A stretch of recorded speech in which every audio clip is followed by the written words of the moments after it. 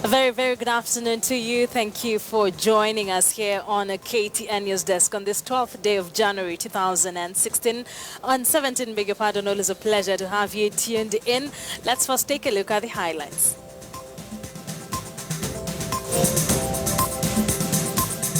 Officials of Doctors Union sentenced to 1 month suspended jail term. Public universities staff unions issue a 7-day strike notice over poor pay. And Joho now kicks out the detailed security assigned to him by the government.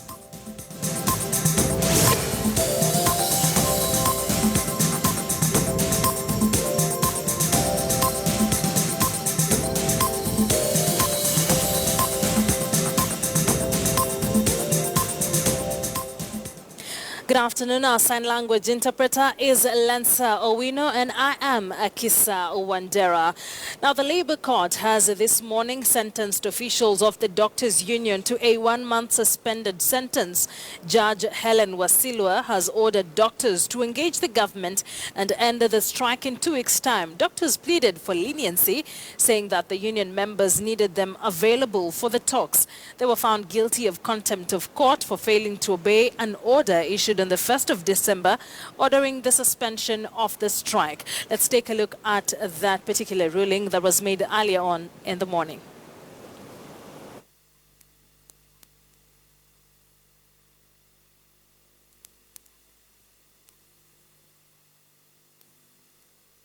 Is the voice of the union.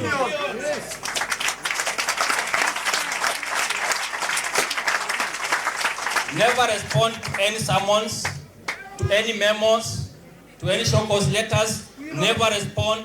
Leave them. Wacha wakae nayo waende wawashe nayo jiko.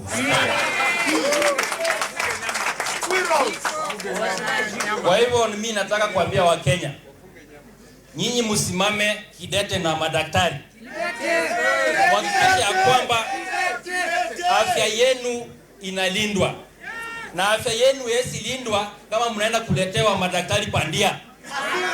Madaktari wale wako Kenya wamehitimu, na wananchi wanafaa wasimame madaktari ambao wamehitimu, wahakikisha ya kwamba serikali inatimiza matakwa ya hao madaktari.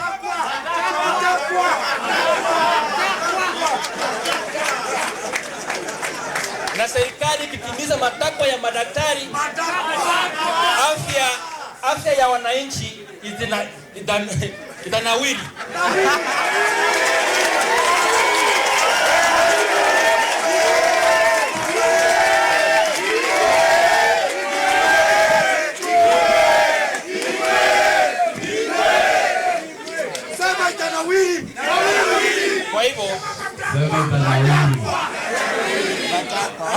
Kwa hivyo tunaomba wananchi msiadaiwe na hawa watu wanawadanganya eti ECPA hapana, huu mkataba hapana. Mkataba tulikubaliana na serikali wenyewe, wakatia kidole wakasema hapo sawa. Sasa kama serikali walitia kidole wakasema sawa, sasa ingawaje tena wanasema hapana? Kwa hivyo Wakenya wenzangu, mimi nawaambia ya kwamba madaktari wanawapenda, na mkiwa pale hospitali madaktari wanahudumia, na yale wanawaelezea au wao mnafuatilia. Na wakati huu tunawaambia ya kwamba yale tunawaelezea mfuatilie, na muhakikisha kwamba mnasimama na madaktari, na yale wanasema pia mtie kidole, ili serikali yenu itimize matakwa ya madaktari, ili afya yenu iendelee kunawiri.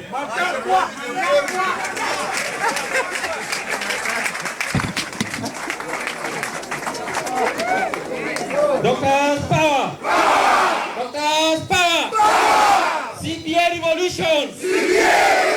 CBA revolution! This revolution is for the change of the management of public health in this country. And to a large extent, we are going to be very keen and vigilant that we even change legislation on how we manage health in this country. We have seen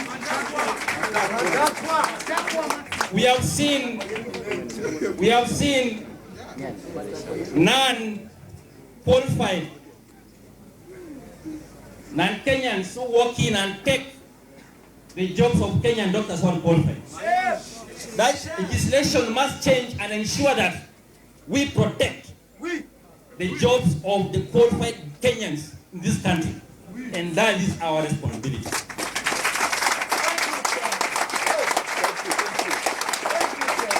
The time of taking doctors in Kenya for granted is over. The time for change is now. The time for making healthcare great again is now. The time for making our profession great again is now. And that change must come. And that change is me and you. And that change is all of us. Thank you. God bless you. God bless you.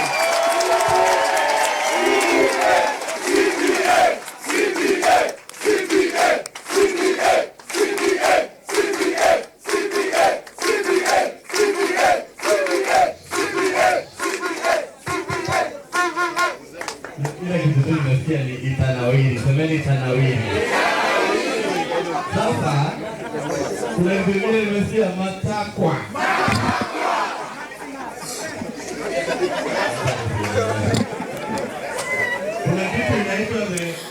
Well, doctors there meeting at the Railways Club and seemingly holding to their guns about the implementation of the CBA, even as their strike continues into the second month. But earlier on, a ruling was made that could see the union officials be jailed in the next 2 weeks if they do not end negotiations and call off the strike.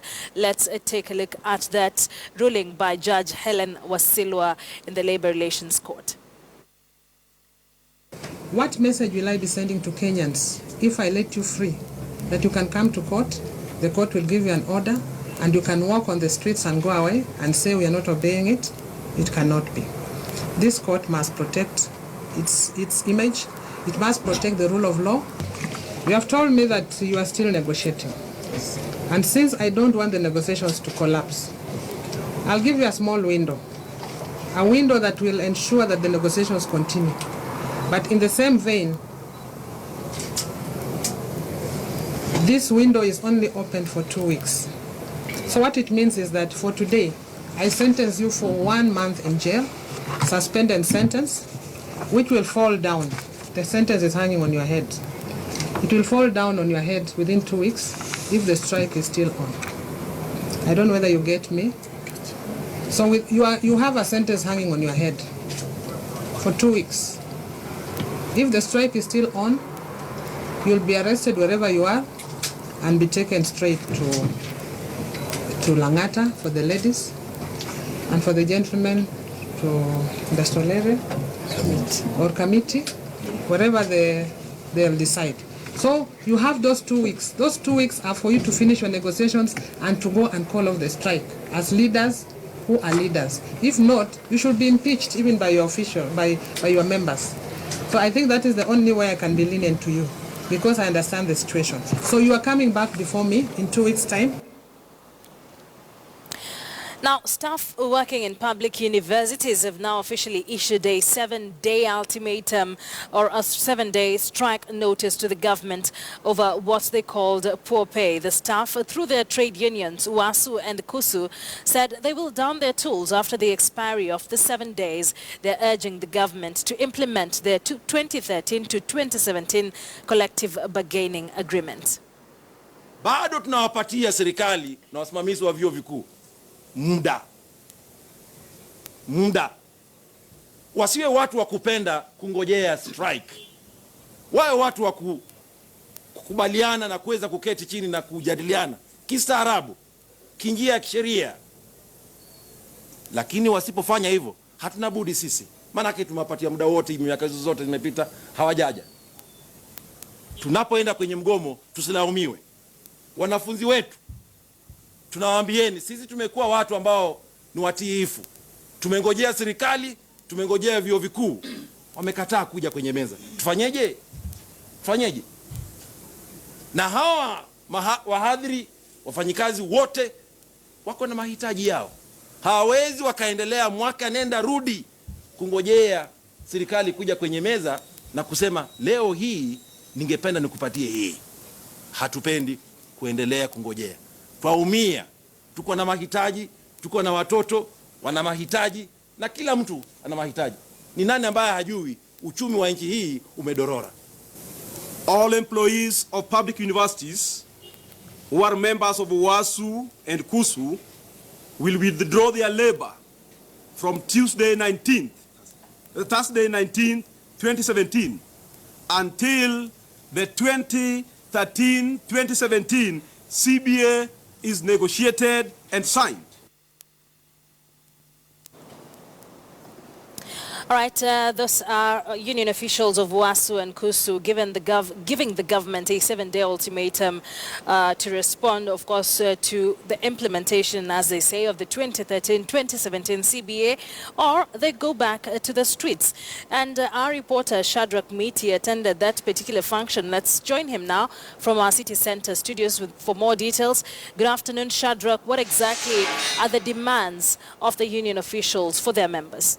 Now, indeed, good afternoon, Akisa. Just as you mentioned, maybe we have to go back and look at the genesis of this impending strike that is coming in the next 7 days should the government or the university management fail to heed to the calls by the workers.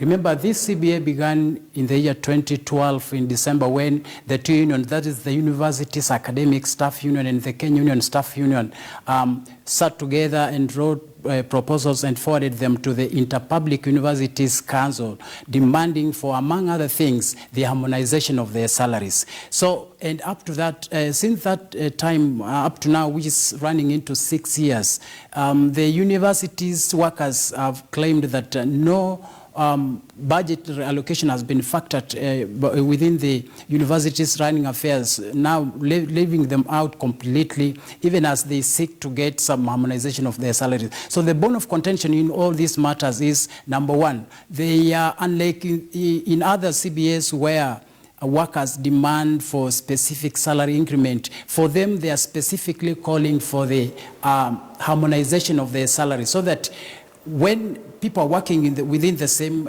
job group, they should be earning equally, and they have to be specific and clearly defined ways of earning and paying their salaries, apart from maybe a well-structured way of remuneration and how someone moves from job group, a particular job group up to the next one.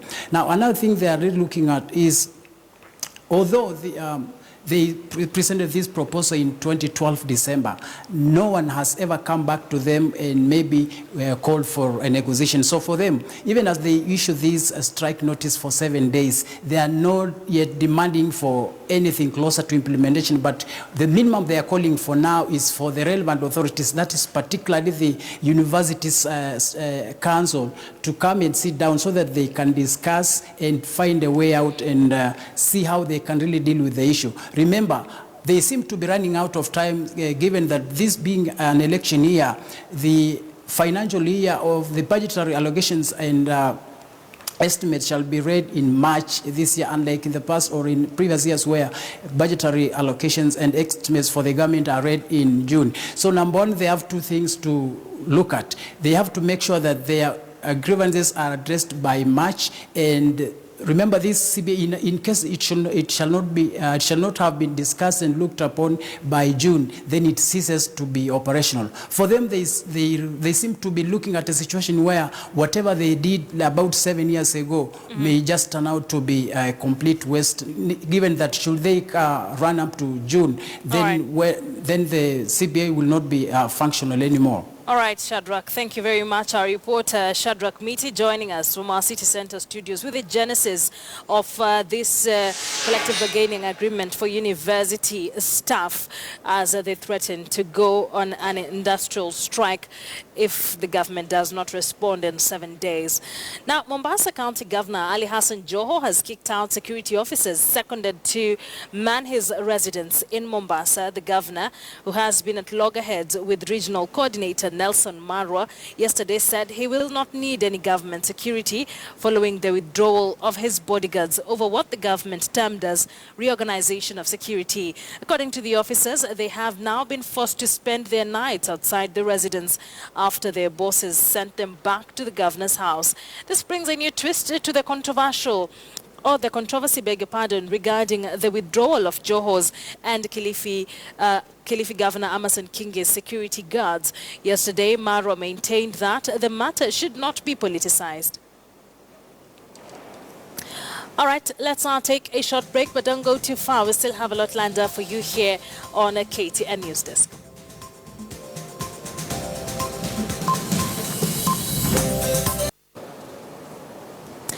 Welcome back. You are watching KTN News Desk, and still on that situation with the Mombasa County Governor's security. Currently, government spokesperson Eric Kiraithe is holding a briefing, of course, talking about the same issue. Let's cross over there live and listen in.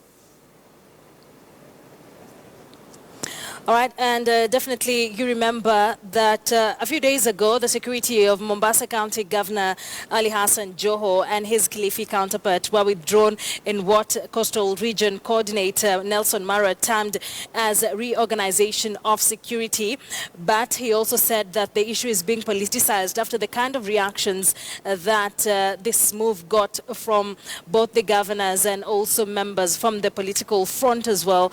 And yesterday, the security guards were sent back to his residence, but currently Mombasa County Governor Ali Hassan Joho has refused any security from the government, and those who were sent to his residence were sent back. So the officers currently don't know where to go. At the officers, they've been sent to the residence, and on the other side, they've been thrown out. But let's just listen in to what the government spokesperson had to say about this issue and many more earlier on when he spoke in Mombasa.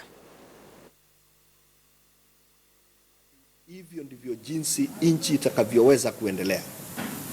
Wazo kwamba, na ili wananchi wanafaa wasikize vizuri sana na waangalie hata katika viongozi wa kaunti ambao wanafikiria pesa ambazo wanapewa na ni pesa ambazo zimetolewa na walipa kodi na wananchi wote ni za kutengeneza miradi ndiposa hawa wenyewe waweze kujinufaisha. Hili ni jambo ambalo tunaliita political conmanship, na hili ni jambo ambalo litaturejesha nyuma kwa mbali sana. Na siku za awali ilileta hali ambayo miradi ya maendeleo imekuwa ikiwachwa unfinished, a lot of unfinished projects. Pia imeleta hali ambayo serikali haiendelei kwa sababu kila miaka 5 pesa zinafujwa. Ile ni kuharibu mali ya wananchi, na hii serikali ilichagua makusudi kuangalia miradi ambayo ilikuwa na serikali za awali. Kitu kama standard gauge railway si mradi wa leo, ni standard gauge railway ni jambo ambalo katika nchi ambazo zimeharakisha maendeleo vile tunavyojaribu kufanya sasa, walifanya standard gauge railway hata miaka 40 iliyopita. Lakini serikali zile zimekuwa zikiendelea, watu wanafanya hivi, wana miaka 5 inaisha, hiyo inakwisha. Lakini serikali imekuwa makini sana. Sijui kama kuna Mkenya ambaye hajakuwa akitamani stima kwa nyumba. Na watu wameongea sana, tutajenga barabara kila wakati wa kampeni. Wanasiasa hawa ambao ni wajanja wanakuahidi tutaleta maji, tutajenga dams, tutajenga stima, kwa sababu yale ni mahitaji ya wananchi. Alafu wakiingia ofisi wanasahau. Hii serikali imehakikisha kwamba tangu siku Government spokesman Eric Kiraithe there talking about various development projects, and of course you remember the standoff that was there during the launch of development projects in the coastal region by the president and the county and the governor for Mombasa County. We'll definitely continue keeping you up to date with that. But let's now cross. All right, we now wrap it up for our KTN home viewers. Many thanks for joining us. But remember, we continue with the bulletin, keeping you up to date on KTN News for the next half an hour. My name is Akisa Wandera. Our sign language interpreter has been Lensa Owino. See you in a bit on KTN News. Good afternoon.